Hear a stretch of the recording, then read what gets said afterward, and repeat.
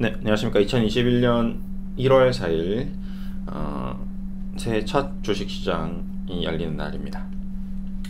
날씨가 상당히 추우면서도 좋네요. 해가 이제 번쩍 떴습니다. 네, 오늘은 개장일이라서 10시에 주식시장이 열립니다. 참고하시고요. 다우산업지수는 계속 좋은 흐름을 이어가고 있습니다. 그렇죠? 네, 사상 최고가. 나스닥 지수 역시 좋은 흐름이나 아직 뭐 사상 최고가는 아니고 조금 주춤한 상태네요. 그리고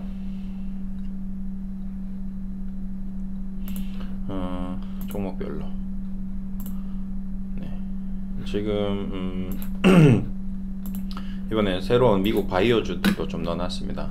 넷플릭스, 컴캐스트, 인텔, 에브비는 두 개네요. 에브비도 제약사입니다. 네. 에브비도 지금 이제 지금 대한민국 바이오 시밀러와 대한민국의 바이오 베터, 베터, 영어로 베터라고 해야 되나요? 영국식 발음으로 베터. 그러니까 제너릭, 그다음에 바이오 시밀러, 그다음에 바이오 베터 뭐 이런 식으로 좀 보면 되는데, 제너릭은 일반 약을 이제 합성해서 좀 더 개선한 게 제너릭이고, 바이오 시밀러는 기존에 있는 바이오 신약을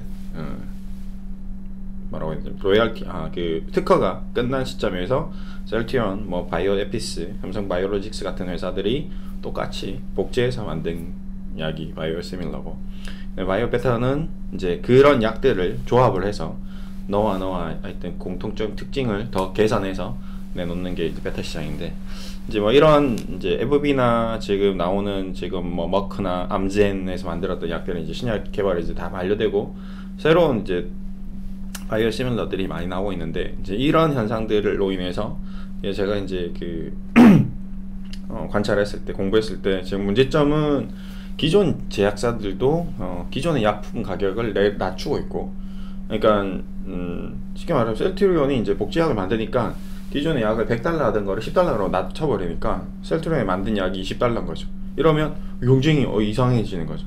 원래 본 회사 약이 더 싸져버리면 이제 시뮬러 했던 회사들이 뭐지? 이렇게 되는 거거든요. 그래서 지금 블루오션에서 레드오션으로 가면 어떻게 되냐, 이게 좀 문제가 될 수 있고, 그 다음에 이제 그 셀트리온, 바이오, 삼성 바이오로직스와 같은 기업들이 이제 우후죽순 생겨나는 거죠.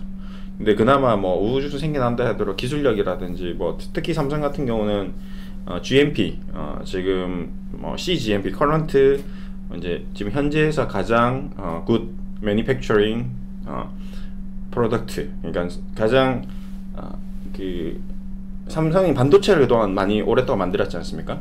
그러면서 굉장히 공정화되어 있는 그 클린룸 시스템이라든지 굉장히 깔끔한 어떤 공정을 만들어냈던 그런 기술을 토대로 삼성 바이오로직스 공장을 지었고, 그와 관련된 일을 하는 사람들조차도 굉장히 깨끗하고 훌륭하기 때문에 그 공정 자체가 굉장히 미국에서 봤을 때 너네들이 만든 약은 믿을 수 있다, 이제 요런 이제 인증 마크가 KS 마크 같은 그런 마크인데, 그런 거를 할 수 있는 또 기업들은 별로 없으니까, 또 이제 삼성 바이오로직스 같은 기업은 또 앞으로 더 크게 성장할 수도 있습니다. 이제 그런 것들이 강점이 될 수도 있고 장단이 있습니다. 그래서 그런 것들을 계속 체크를 해야 되고, 중요한 거는 너무 또 이제 쉽게 말하면 과거의 태양광 시장도 폴리실리콘이 잘 될 거야 하고 이제 사람들이 열광을 했으나, 중국의 엄청난 기업들이 물량 공세에 투자를 하면서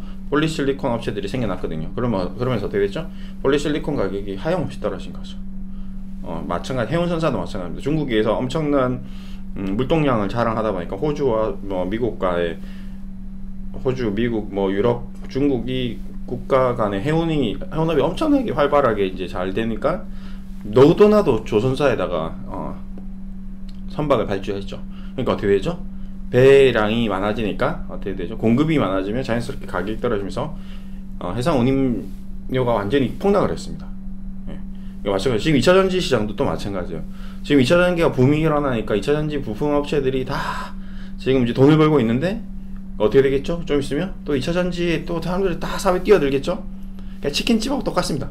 치킨이 지금 잘 된대. 모든 사람들이 교촌 치킨을 열면 어떻게 되죠? 교촌 치킨의 가격이 굉장히 떨어질 수 있겠죠. 왜 옆집 계속 교촌 치킨만 생기면 그렇게 될 수도 있겠죠. 근데 어느 정도 뭐 교촌 치킨, 뭐 BHC, BBQ 이런 것들이 이제 서로 경쟁하면서 적정하게 그 술을 유지해 나가면서 상권에서 한두 점포밖에 이제 오픈 안 해주니까 그런 어떤 보이지 않는 손에 의해서 이제 계속 시장을 조정을 하는 거거든요. 그래서 지금 뭐 2차 전지 시장이든 뭐 이 제네렉 시장이든 아니면 바이오 시밀러 시장이든 바이오 배터 시장이든 그런 것들을 계속 좀 체크를 해야 됩니다. 근데 이제 이런 현상들에서 이제 나중에 이제 나올 수 있는 리스크는 어떤 리스크가 있을까요?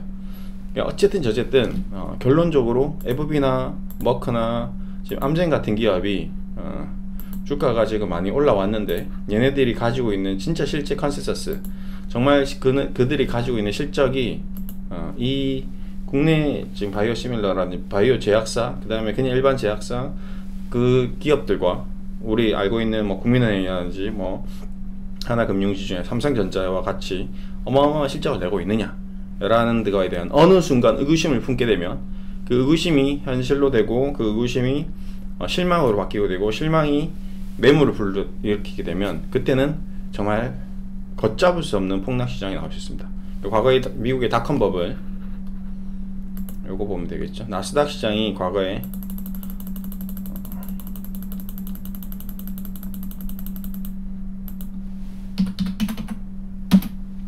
이런 폭락도 있었죠. 닷컴 버블 때.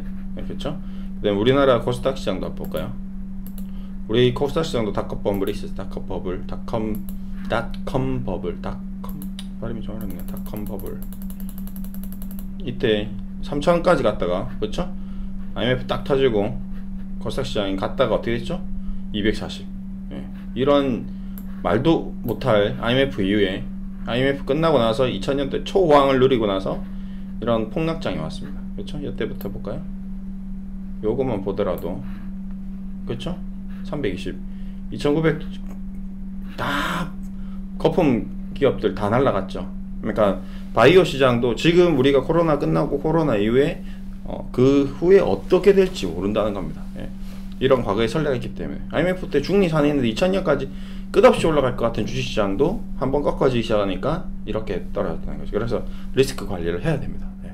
어제도 주말에도 제가 얘기 드렸지만 절대 신용 미수 뭐 반대면도 뭐 주식 담보대출 뭐 이런 것들 절대 하시면 안 돼요. 예. 그건 철칙입니다. 예. 그래서 이런 이제 과거 사례를 토대로 제가 이번에 또 책을 주문했습니다. 리먼 사태, 그 다음에 닷컴 버블 사태, 그 다음에 뭐 튤립 버블 사태, 그런 각종 사태들에 대한 이제 분석을 한 자료 책을 한 3권 정도 준비를 했거든요. 어떤 현상들이, 어떤 특징들이, 어떤 징후들이 있었느냐, 이제 그런 것들 공부했는데, 뭐 어쨌든 저쨌든 한번 끝까지 한번 쳐올릴 겁니다. 그 끝이, 광풍의 끝을 한번 봐야겠죠. 근데 아직까지는 조금 좀 더 올라갈 수 있는 그런 광풍의 흐름이 좀 있는 것 같아서 저도 계속 지켜보고 있습니다. 그 광풍의 어떤 끝자락, 뭐 예를 들어서 엄마가 뭐 옛날 같은 경우는 애를 쌍둥이를 안고 주식 객장에 나타나면 꼭지다 뭐 이런 얘기 있었는데 지금은 이제 이 스마트폰으로 다 개설하기 때문에 쌍둥이 엄마가 애를 안고 증권 객장에 나올 리가 없어요. 그러니까 그건 알 수가 없는 징후거든요. 그래서 그런 징후들이 있는데 이제 그런 징후들이 좀 이제 현재 시점에서 많이 바뀌었을 것 같습니다. 그래서 뭐 주식시장은 뭐 현재까지는 뭐 크게 무리는 없고, 또 백신 모더나도 지금 보면 계속 좀 빠지는데 이게 웃기죠. 이게 좀 웃긴 겁니다. 참 신기하죠. 백신을 만든 모더나가 주가가 빠집니다. 근데 치료제를 만드는 회사는 하염없이 올라가고 있어요. 이게 무슨 말도 안 되는 일이죠. 그렇죠. 이건 잘 생각해보세요. 이건 제가 억지로 부리는 게 아닙니다. 백신 만드는 회사가 주가가 떨어지는데 치료제 만드는 회사가 끝없이 올라간다. 치료제 만드는 회사에 대한 기대감이 너무 과한 거죠. 이건 정설 아닌가요? 이제 백신을 먹으면 코로나가 안 걸립니다. 그렇죠? 근데 지금 현재 걸려 있는 사람은 2주 뒤에 자가 격리하면 다 낫습니다. 그렇죠? 죽는 사람들의 이제 어느 정도 고위험군인 사람들이 그 약을 먹는다는데 70에서 80세 70살 이후에 있는 사람들이 약을 먹겠죠. 근데 실적으로 건강한 사람들은 약을 먹고 나오는 게 아니라 그냥 가만히 집에만 격리만 되면 나오는 거거든요. 2주만 지나면 그리고 코로나가 지금 확진자가 10,000명이면 절반은 무증상자입니다. 그렇죠? 증상도 없어요. 근데 치료제가 폭발적으로 매출을 일으킬까요? 그게 아니거든요. 근데 왜 주가가 자꾸 미친 듯이 올라가느냐? 지금 시장은 유동성장이기 때문에 그런 겁니다. 그러면 결국에는 그런 모든 것들이 거품이다라고 얘기할 수도 있겠죠. 그 거품이 콜라 이렇게 흔들면 거품이 이렇게 나옵니다. 그렇죠? 이 거품이 진짜는 아니잖아요. 그렇잖아요. 콜라의 양이 이 거품 이만큼 낀 거품이 어떻게 되겠죠? 지금 점점 사라지잖아요. 그렇죠? 이런 현상이 나올 수 있다는 겁니다. 주시장. 그래서 그런 현상들을 꼭 좀 잘 체크해야 되고, 그게 올해 이제 가장 핵심적인 시점은 3월에 공매도가 나오니까 뭐 1월 중순부터 2월 때쯤 되면 조금 어떤 기이한 현상들이 나올 수 있을 겁니다. 갑자기 국내 시장만 특이한 현상들, 아무래도 헤지 펀드 매니저들이라든지 글로벌 펀드 매니저들이 좀 한국 시장을 공격할 수 있겠죠. 한국 시장의 취약점이 그런 부분이 취약한 거니까, 너무 과하게 올라간 부분이 있으니까 그 과하게 올라간 거 커트 쳐버리면 떨어질 거고, 그 떨어진 걸 공매도 쳐버리면 또 먹을 거고, 지금까지 가지고 있었던 것들을 위해서 수익 실현 해버리고, 이런 현상들이 나와버리면 이제 그때는 진짜 걷잡을 수 없이 대한민국 주시장이 흔들릴 수 있습니다. 그거는 좀 어떤 주식을 사놓느냐, 포트폴리오 어떻게 해놓느냐 이제 좀 중요한 것 같고요. 그래서 지금부터 포트폴리오 관리를 잘 해야 되고, 좀 조심해야 될 종목들은 절대 손을 대면 안 됩니다. 지금 많이 올라갔으니까 야 쫓아다니면 된다 안 되나? 안 된다. 예. 급등주 절대 쫓아가지 마시고, 그 다음에 코로나 치료제 관련주 조심하셔야 될 것 같습니다. 제 생각에는 코로나가 끝은 안 나겠지만 치료제로 너무 많이 급등한 것들, 뭐 말도 안 되게 올라간 주식들, 뭐 그래서 신풍제약 한번 볼까요? 지금 어떻게 됐는가? 그러면 신풍제약이 엄청나게 폭등했어요. 계속 올라가야 되는데, 신풍제약은 딱 보면 제가 지금 왜 이런 얘기를 하고 있는지 대한 대답이 될 수 있겠죠. 신풍제약 21만 찍고 지금 어떻게 돼 있죠? 예, 못 올라가고 있습니다. 그렇죠? 예, 여기서 다시 21만원을 다시 돌파하기라는 쉽지 않을 겁니다. 근데 여기서 공매도가 나온다. 어떻게 될까요? 이제 공매도가 열렸어. 신풍제약. 미친듯이 사람들이, 외국인들이 공매도를 쳐버려. 그럼 어떻게 될까요? 반토막 나는 거죠. 지금 12만원도 반토막 나서 5만원 갈 수 있는 겁니다. 앞으로 할 수 없습니다. 그러니까 항상 조심하시고요. 제대로 파악을 하고, 내가 어떤 기업에 투자를 하고 있는지, 내가 어떤 식으로 앞으로 주식 투자를 해야 될지, 내가 어떤 식으로 리스크 관리해야 될지, 리스크 관리에 초점을 기해야 된다라는 얘기를 드리면서 마무리하겠습니다. 감사합니다.